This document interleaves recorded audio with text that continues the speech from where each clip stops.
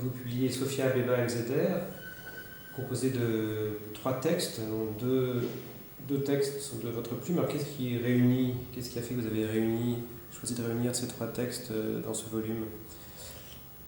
Alors, Sophia Abeba est suivie de MZR, effectivement. En fait, ces 2 textes appartiennent à un ensemble qui est plus vaste. Enfin, moi, je travaille avec des ensembles. Et en vérité, ça appartient même à un sous-ensemble qui s'intitule Les Nouvelles du Globe. Donc c'est pour ça qu'ils se retrouvent ici, ensemble, sachant qu'il y a déjà eu d'autres textes des Nouvelles du Globe qui ont déjà été publiés. Si on parle plus spécifiquement de Sophia Abeba, c'est le journal d'un ou d'une jeune femme, mais ça pourrait être aussi un jeune homme, qui est déjà apparu, dont le personnage est déjà apparu dans d'autres livres, notamment dans Ego, qui a été publié au Cartanier il y a quelques années, et puis aussi dans Sic, publié aussi il y a quelques années. Dans ces 2 ouvrages précédents, on découvre le personnage Tony Chicane, et qui est né femme en Éthiopie, mais qui a vécu en Bulgarie. Et ici, en fait, on le retrouve. J'ai dit qu'il était né femme, mais il est devenu homme plus tard. Et là, on le retrouve en fait en Bulgarie durant l'année 1987. Et donc, ce personnage décide de faire une sorte de journal intime. Et en fait, je crois qu'on pourrait dire qu'il y a 2 choses à retenir de ce journal intime. En fait, c'est un prétexte, c'est une manière presque de se décider pour ce personnage, de se décider à partir, à quitter son pays, en l'occurrence la Bulgarie, pour venir plus tard en France. Et puis la deuxième chose, c'est de se dire que sans doute personne jamais ne pourra venir, ne pourra remettre en cause sa joie.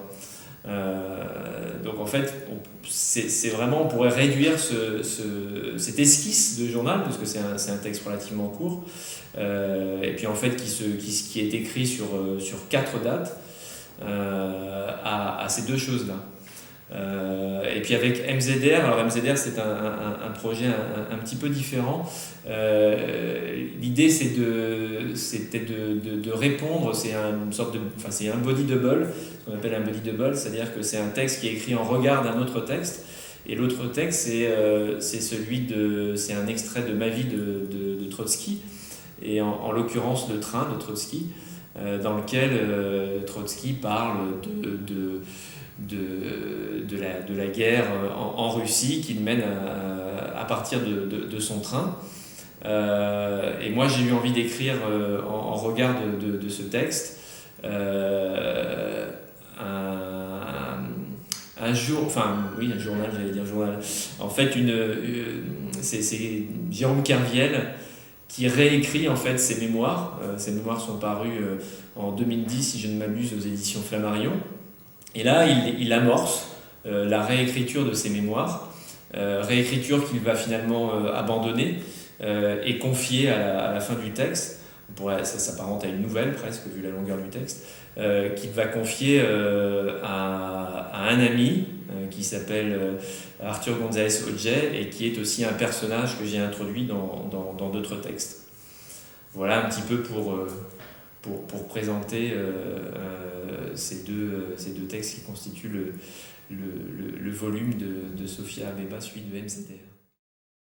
Effectivement, en fait, alors j'ai parlé tout à l'heure des Nouvelles du Globe, mais les Nouvelles du Globe, j'ai dit que c'était un sous-ensemble, et ce sous-ensemble est inclus dans l'ensemble Diagonale du Vide.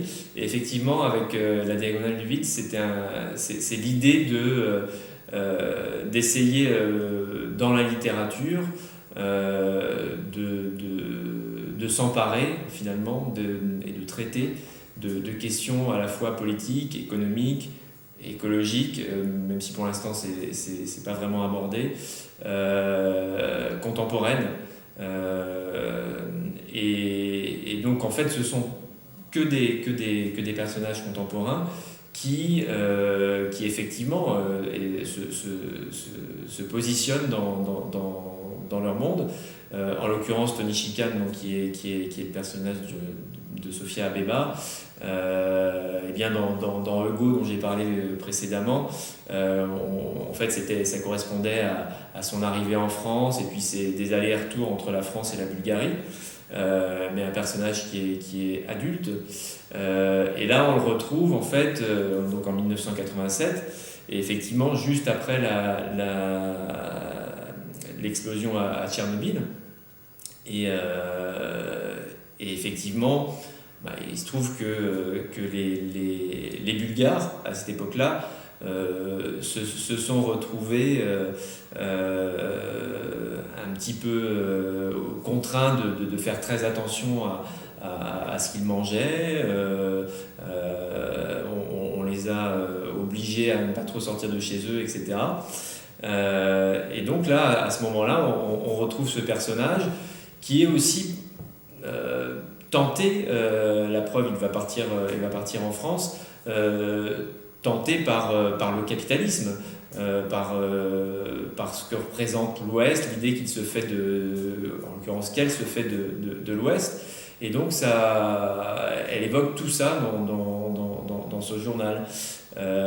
Et une certaine aussi, et une certaine joie de vivre, parce que je crois que parfois, en tout cas dans l'Ouest, on avait une image d'un pays comme la Bulgarie qui manquait peut-être même de vivre, mais des biens courants. Mais pourtant, il y avait aussi une joie de vivre, une manière de faire avec ce qui était à disposition. Et c'est de ça dont ça parle aussi, une certaine forme de débrouille aussi pour essayer de se procurer des biens venus de l'Ouest.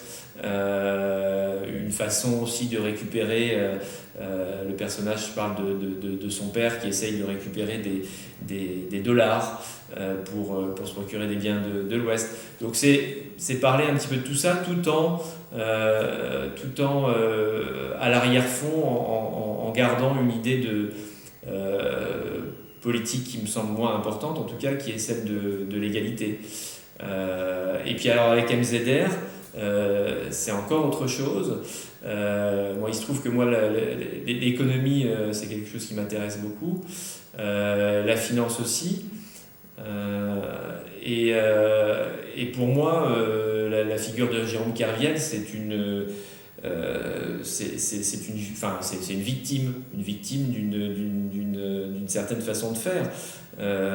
Et quelque part, en fait, alors il a écrit ses mémoires qui sont pas très intéressantes de mon point de vue, en tout cas d'un point de vue littéraire, mais j'avais envie de réhabiliter la figure de Jérôme Kerviel. Et puis de faire un parallèle aussi, avec ce qui a traversé le XXe siècle, l'affaire de l'égalité en fait, et montrer qu'un personnage comme ça pourrait ne pas être aussi insensible à des questions d'égalité. Donc c'est un petit peu ce qui est en germe dans ce MZR, sachant que MZR aussi, je ne l'ai pas encore dit, ça signifie mon zombie roule. Et donc l'idée c'était un peu de montrer que peut-être nous sommes tous plus ou moins des zombies qui traversons ces questions, qu'on a un peu du mal à en sortir, et qu'en tout cas aussi il ne s'agit pas forcément de créer des figures expiatoires, et qu'en l'occurrence c'est plutôt collectivement qu'on doit s'en sortir, ou en tout cas il s'agit collectivement de continuer à défendre une certaine idée de l'égalité. un extrait de Sophia Abeba. Donc on se trouve en fait dans le premier jour, qui est intitulé L'Afrique, et qui correspond au samedi 4 avril 1987, à un passage qui est lui-même intitulé Une question de genre, mais de sexe. Malgré mon jeune âge, on m'a souvent déclarée scandaleuse. Scandaleuses le sont également les queues, des heures durant, devant ou dans des magasins utiles à se procurer quelques produits frais, ou bien encore ces ruptures d'approvisionnement qui sont autant l'erreur d'une gestion commune, de la misère et de la domination, j'invoque pour qualifier cela le mot venu de l'Ouest de management, que la conséquence de l'exercice d'une terreur étatique. Quelles histoires nous compte-t-on, en fait et à force ?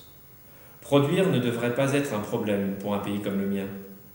Je sais pertinemment qu'une majeure partie de sa superficie est aujourd'hui montagneuse, mais je n'ignore pas non plus qu'en d'autres époques encore récentes, les habitants de la Bulgarie, certes nettement moins nombreux, ne rencontraient pas les mêmes difficultés pour pouvoir manger quotidiennement. Partout dans les pays désignés comme impérialistes, population et espérance de vie augmentent sans qu'à ma connaissance, il n'y ait de difficultés particulières pour s'approvisionner. Bien au contraire. J'ai même l'impression que certains appareils productifs frisent la surproduction. C'est en tout cas ce que me relate mon grand-père paternel, celui que dans la famille on appelle l'économiste. Scandaleuse, je le suis parce que je peux tout dire, mais aussi tout aimer. Ne peut-on pas tout aimer, ou est-il interdit de tout aimer ? Ne devrait-on adorer que Dieu, voire le Parti communiste bulgare, le PCB ? S'agit-il d'un problème à l'égard de la notion de totalité, laquelle rend malade plus encore que l'argent et la technique ? La liberté, telle qu'elle existe de l'autre côté du rideau de fer, permet-elle de tout dire, de tout penser, sans jamais craindre d'être accusé pour ce que l'on dit, voire pour ce que l'on pense ? Si jamais une telle liberté existe effectivement quelque part, là-bas, je l'envie avidement au pays qui autorise son existence et son exercice. En attendant de pouvoir un jour viendra en France, je l'espère, en profiter, je suis régulièrement contrainte de participer à des défilés à l'intérieur desquels se succèdent l'armée et son matériel militaire, ainsi que des représentants de différentes couches de la société communiste, lesquels passent sans trop feindre une vaine indifférence devant les plus hautes autorités rassemblées en face de l'ancien palais du Tsar, dans la salle de bal duquel ma grand-mère paternelle me raconte avoir autrefois dansé. Contrainte et obligée, je le suis bien plus intimement encore lorsque des femmes viennent parfois le matin sonner à la porte de la maison afin de contrôler ma coiffure et m'empêcher de porter des cheveux trop longs. Elles ne s'intéressent pas encore à mon tour de poitrine. Sinon, elles auraient déjà détecté ce que je crains constituer l'amorce d'une malformation. Pour le moment, en effet, mon seul sein gauche se développe pendant que le droit reste pratiquement plat. À mon âge, il m'est encore facilement possible d'entretenir une confusion certaine de genre dont il m'arrive d'user pour tenter de me rapprocher d'une fille que je crois attirée par le sexe opposé au sien, peut-être parce que j'hésite à me choisir une identité sexuelle. Rien ne me décide à être une jeune fille ou un jeune homme. Pareille indécision, sans doute, est-elle aussi scandaleuse et rejaillit-elle sur ma personne publique. Je demeure complètement incertaine de mon identité et ne comprends ni pourquoi ni comment mes seuls papiers civils suffiraient à la déterminer. Reporter à plus tard toute réflexion approfondie quant à pareille indécision ne fait que décaler l'éclosion d'une angoisse qui, pourtant, je le pressens, point déjà. Je crois que c'est ma manière de faire de la poésie. C'est-à-dire que j'aimerais que l'ensemble de ces cycles, qui effectivement sont composés de textes, de livres, puissent faire poème, tout simplement. Et puis parce qu'en fait, il y a aussi je pense que il est important pour moi de mettre de la respiration entre les livres. Typiquement avec le personnage de Tony Chicane, en fait on le retrouve à certaines époques de sa vie pour le moment, dans certaines situations, Et l'idée, c'est de faire en sorte qu'on puisse s'imaginer ce qu'on veut entre les différentes situations. Et même avec Sophia Abeba, je tiens à une certaine indécision quant à savoir si c'est vraiment de Tony Chicane dont il s'agit. Et le texte essaye d'insinuer ce doute.